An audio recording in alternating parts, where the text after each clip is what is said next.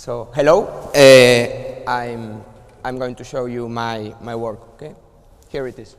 End of the talk.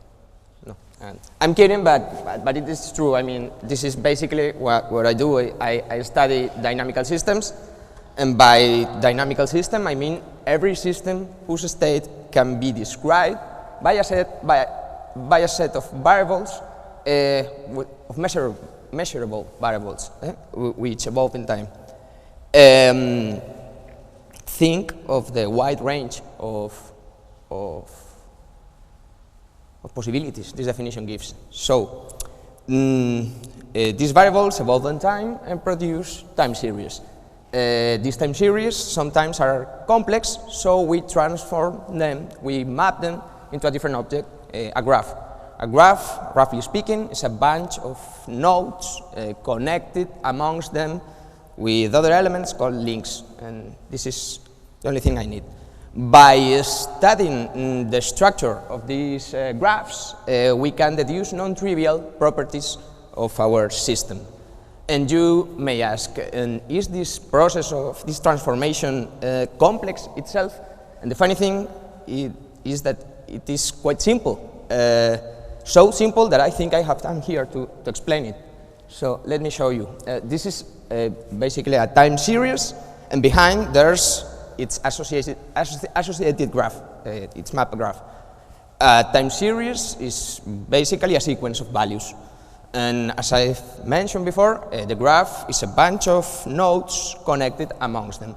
So we establish a one-to-one correspondence between the values in the series and the nodes in the graph. And to connect the nodes, I will have to imagine that my time series is a sequence of solid columns. I will connect two nodes if I can connect the values in the series with an horizontal line without intersecting any other value. For example, this guy here, I don't know if you can see, but the short guy in the middle, the second value, is so short that it can only connect with the first value and the third value. But the third value there, which is a higher guy, can also connect with its second neighbors, let's say. So 2 connections for the short guy, 4 connections for the tall guy. There we have a periodic time series and a periodic graph, but you can proceed exactly the same way no matter how complex is your signal. And what can we get with this? For example, sometimes happen that a signal seems complex because it consists of a regular dynamics which is polluted with some kind of spurious noise. By looking at the graph, we can unveil or reveal hidden irregularities in the time series, for example, a hidden period or something like this.